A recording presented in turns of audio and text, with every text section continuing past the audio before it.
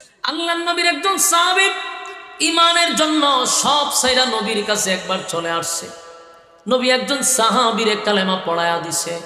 ওই সাহাবীর বাড়ির মানুষ যখন জানতে পারছে যে আমাদের সন্তান কিন্তু মুহাম্মদের কাছে গিয়া কালেমা পড়ছে, আমাদের সন্তান আমাদের ঘর ছেড়ে দিয়া বাড়ি ছেড়ে দিয়া প্রায় সময় মুহাম্মদের কাছে বসে থাকে, তার মানে কি বাপ দাদার ধর্মের মধ্যে সুনকালি মানল। ওই ছেলে যখন আসছে তার মা তার চাচা তারে ধরছে, বাবারে সত্য করে কহ আমাদের ধর্মের মধ্যে কি সুনকালি মারছস?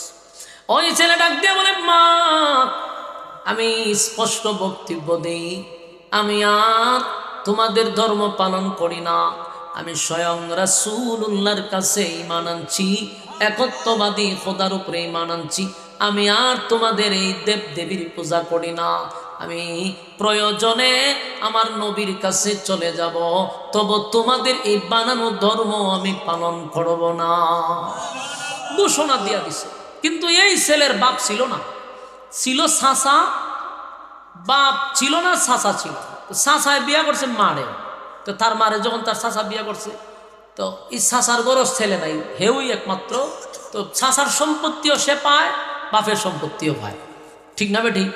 তো বিশাল অবস্থা তার। কিন্তু তার চাচার বক্তব্য হইল, আমার এই বিশাল সম্পত্তির একমাত্র মালিক হইলি তুই, এখন যে তুই আমার ধর্ম ছাইরা নতুন ধর্ম গ্রহণ করছস, আমি তো তোর বাড়িতে থাকতে দিব না। এখন কি করবে? তো বাড়িতে থাকতে দিব না, সম্পত্তিও তোরে দিব না। হয় যদি সম্পদ চাস তাহলে কালেমা ছাড়, আর না হয় বাড়িতে থাকতে দিব না। শুরু করলো মারধর, ঘরে দরজা লাগাইয়া ইচ্ছা মতো সারা রাত নির্যাতন করছে, কিন্তু এক সেকেন্ডের জন্য ঈমান ছাড়ে না। সেই সাহাবীকে রক্তাক্ত করলাম, গভীর রাত পর্যন্ত তার শরীর দিয়া এমন ভাবে নির্যাতন চালাইছে, রক্তাক্ত হয়ে গেছে, বেহুশ হয়ে গেছে। তারপরও তার চাচার কথা হলো, বাড়ি ছেড়ে যেতে পারবি না, মুহাম্মদের কাছে যাওয়া নিষেধ, আর যদি যাস আমি ওয়াদা দিলাম 100টা সম্পদ তোরে দিব না। সেই সাহাবী ডাক দিয়ে বলে, চাচা আমি আপনাকে স্পষ্ট বক্তব্য জানায়া দিলাম, আপনার বাড়ি কেড়ে আপনার সম্পদ কেন, তামাম পৃথিবী আমি ছাড়তে রাজি, একটা সেকেন্ডের জন্য আমার নবীর দরবার আমি ছাড়তে পারবো না, এটা আমার ফাইনাল সিদ্ধান্ত, আপনারে জানায়া দিলাম। এই ছেলেটাকে এমন ভাবে নির্যাতন করলো, যখন দেখলো সে নবীর দরবার ছাড়েই না, চাচা তারে বলল, ঠিক আছে তুই আর আমার বাড়িতে আসবি না। এই যুবক যখন সামনের দিকে আগাইতে ছিল, চাচা পিছন দিক থেকে আবার তারে জাপটা দিয়া ধরল, এই তুই দে মুহাম্মদের কাছে যাইবি, আমার টাকার কিনা কাপড়, আমার টাকার কিনা জামা সবগুলা খুলে উলঙ্গ হইয়া তারপরে যাইতে হবে। নাউজুবিল্লাহ। তার চাচার উদ্দেশ্য ছিল, উলঙ্গ যদি হয়ে যায় রে, শরমে লজ্জায় হয়তো বা আর আমার বাড়ির থেকে বাহির হবে না। কিন্তু এটা তো আমাদের মতো ঈমান না, তাদের ঈমান, যে ঈমানের কথা আল্লাহ বলছে এদের মতো ঈমান আনো।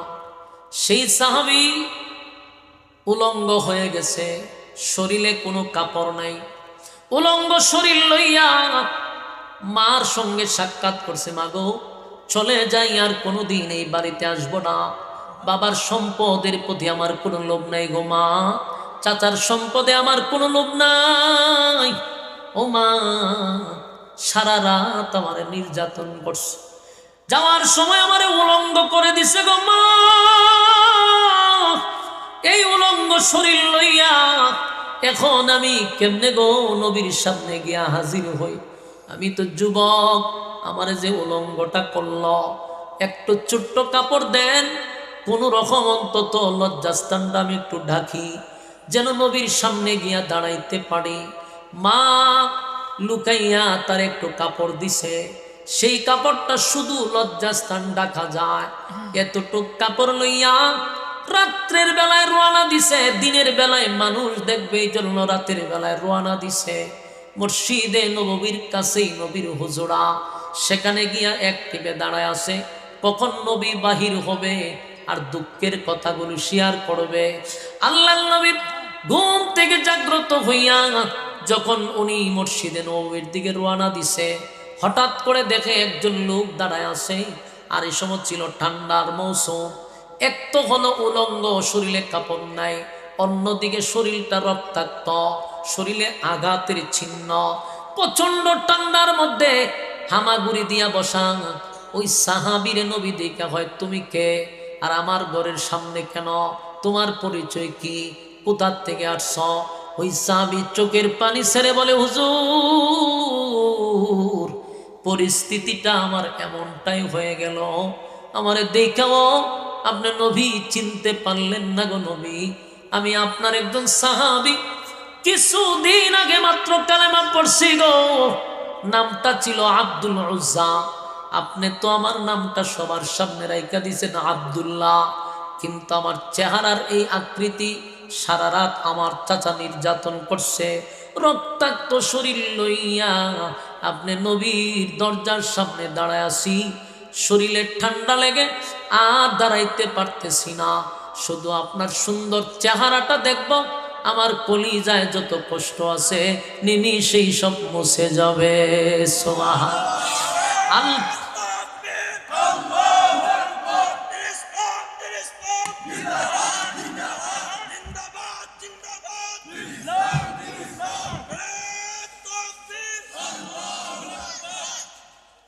সাহাবীর কান্না দেখে, পরিস্থিতি দেখে নবী এতক্ষণে চিনছে, আল্লাহ নবী এতক্ষণে চিনল আর বলল, আব্দুল্লাহ রে, আমি তো তোমারে দেখতাম সব সময় সেজে গুজে তুমি আসতা, কারণ তুমি বড় লোক, তোমার সম্পদের অভাব নাই, আজকে একটা ভিক্ষুকের মতো পড়ে থাকতে আমি দেখবো এটা তো ভাবি নাই। রে আব্দুল্লাহ, কে এমন কামটা তোমারে করলো? বলে, নবী গো, সারা রাত আমারে নির্যাতন করছে, আমার শরীর থেকে রক্ত ঝরতেছে, আর বরদাস্ত করতে পারি না, কালেমা পড়ছি, সেই অপরাধে আমার চাচা ঘরে দরজা লাগায়া সারা রাত আমারে মারছে গো নবী, আমি শুধু রাতের অপেক্ষায় ছিলাম, কখন রাত্র হবে আর আপনার উদ্দেশ্যে রওনা দিই, কিন্তু আমার চাচা রাস্তার থেকে আমারে কাপড় চোপড় খুলে রেখা দিছে, আমি একটা যুবক মানুষ, উলঙ্গ শরীর লয়ে আসতে পারি না, আমার মার কাছ থেকে ছোট্ট একটা কাপড় নিয়ে নবী গো আমি লজ্জাস্থানটা ডেকে দাঁড়ায় আছি। আল্লাহ নবীর চোখ দিয়া পানি আসছে, নবী সাহাবীর দিকে তাকাইয়া, নবীর শরীরে একটা জুব্বা ছিল, তাড়াতাড়ি নবীর জুব্বা খুলে ওই সাহাবীরে নবীর জুব্বা পড়ায়া দিছে, চিৎকার দিয়া কোন সুবহানাল্লাহ। নবীর জুব্বার কত দাম, নবীর জুব্বার কত দাম, নবীর জুব্বা পাইছে রে, নবীর জুব্বা পাইছে। ওই সাহাবীরে লইয়া নবী মসজিদে নববীতে ঢুকছে, অন্যান্য সাহাবীরা নবীর জুব্বা তার গায়ে দেখা সবাই আশ্চর্য হয়ে গেছে, নবীর জুব্বা পাইল এমন একজন সাহাবী যে সবে মাত্র কালেমা পড়ছে, এমন একজন লোক সে নবীর জুব্বা পাইল। আল্লাহর নবী মসজিদে নববীর ভিতরে তারে ঢুকাইয়া নামাজ শেষে সাহাবীরে বসাইয়া বলে, এরে আব্দুল্লাহ, আমার পাশে ব, আমি এখন তোর জন্য দোয়া করব। দুইটা হাত নবী তুললেন আর আব্দুল্লাহর উদ্দেশ্য করে বলে, আব্দুল্লাহ বল, আমি নবী এখন তোর জন্য যা আল্লাহর কাছে চাইব, আমার মালিক এখন তোরে তাই দিব। সুবহানাল্লাহ। আমি আল্লাহর কাছে এখন আমার আব্দুল্লাহর জন্য চাইব, বল আব্দুল্লাহ, তোর কোনো আশা আকাঙ্ক্ষা থাকলে আমারে ক, চাওয়া পাওয়া থাকলে আমারে ক, আমি যা বলবো আমার মালিক এখন তাই তোরে দিবে। চিন্তা করেন, এমন সুযোগ যদি আমরা পাইতাম, আমরা প্রথমেই কইতাম যে হুজুর আমারে দেশের একজন প্রেসিডেন্ট বানায়া দেন, ঠিক না বেঠিক? আর যদি এতটুক সাহস নাও পাইতাম, কইতাম যে গুলশানে আমারে বাড়ি দেন, আমারে কানাডায় বাড়ি করে দেন, আমেরিকায় একটা ব্যবস্থা করে দেন, ঠিক না বেঠিক? কিন্তু নবীর সাহাবী, আল্লাহর নবী বলল, যা চাইবি তা পাইবি, যা চাইবি তা পাইবি। এতটুক শোনার পরেও আব্দুল্লাহ কই, হুজুর তাকে সত্য এখন যা চাইব তাই পাইব? আল্লাহর নবী বলেন হ্যাঁ। আব্দুল্লাহ কয় তাহলে নবী গো আপনি আল্লাহর কাছে বলেন আমার মালিক যেন আমার শাহাদাতের মৃত্যু দান করে। একটা জবান বন্ধ রাখবেন না, জুরে কোন আল্লাহু আকবার, আরো জুরে কোন আল্লাহু আকবার। এই ইমানের আওয়াজ দিয়ে বলেন আল্লাহু আকবার। সাহাবীদের ঈমান, সাহাবীদের ঈমান। ওই সাহাবী জানে নবী যা চাইবে আল্লাহ তা দিবে। কিন্তু সাহাবী বলে নবী গো আমার জন্য দোয়া করেন, আমার মালিক যেন আমার শাহাদাতের মৃত্যু দান করে। আল্লাহর নবী দোয়া করলেন আল্লাহ আমার আব্দুল্লাহর জন্য বেঈমানদের তরবারি হারাম করে দাও। বেঈমানের তরবারি যদি হারাম হয়ে যায় তাহলে ওই সাহাবী শাহাদাত বরণ করবো কেমনে?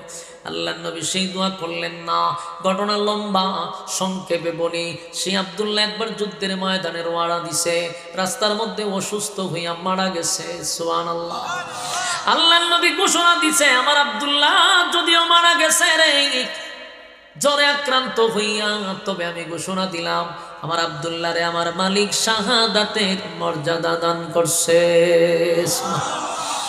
আমার যুবক ভাইয়েরা, সেই সাহাবায়ে কেরাম ইমানের জন্য ঘর ছাড়লো, ইমানের জন্য বাবার সম্পত্তি ছাড়লো, ইমানের জন্য সব ছাড়ছে। আর আমরা সেই সাহাবীদেরকে ফলো করার কথা বলছে, কারণ ইমান যদি আনতে হয় তাদের মতো আনো।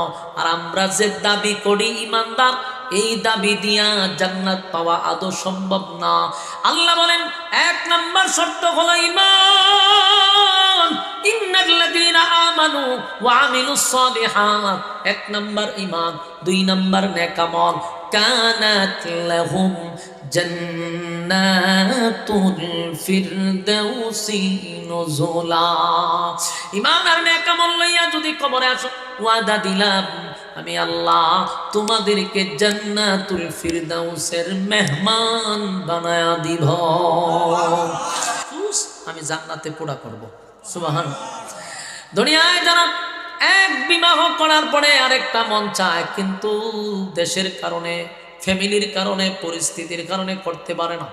আল্লাহ কয় জান্নাতের ভিতরে ঈমান আর নেক আমল লইয়া যদি কেউ ঢোকে, কমপক্ষে বউ যদি একেবারে নাও দেয় তাও 72টা দিব। কটা দিব? 72টা দিব। একেবারে না দিলেও সুবহানাল্লাহ বাড়ি দিয়ে হবে। আর এগুলা দুনিয়ার বউ নয়। একটা বউয়ের দিকে তাকাইয়া আপনার 40 দিন চলে যাবে। সুবহানাল্লাহ। কেমন সুন্দরে সুন্দর। আমরার কোনো বউ বাংলাদেশের মধ্যে যত সুন্দরী হোক, কেউ 10 মিনিট চায়নি বলা হইল, কিন্তু আমরা 40 দিন চায় থাকবেন। এত সুন্দর হুর আপনাকে দেওয়া হবে, তবে শর্ত হলো ঈমান আর নেক আমল। কথা হয় না? জান্নাতের ভিতরে আল্লাহ দিবে 1 নাম্বার মরণ নাই। 2 নাম্বার হলো আপনার বৃদ্ধ হবেন না, বডি আদম নবীর মতো। তারপরে কণ্ঠ দাউদ নবীর মতো, সুন্দর হলো ইউসুফ নবীর মতো, চরিত্র হবে আমাদের নবীর মতো। সুবহানাল্লাহ। ওয়া ইন্নাকা লা'আলা খুলুকিন আযীম।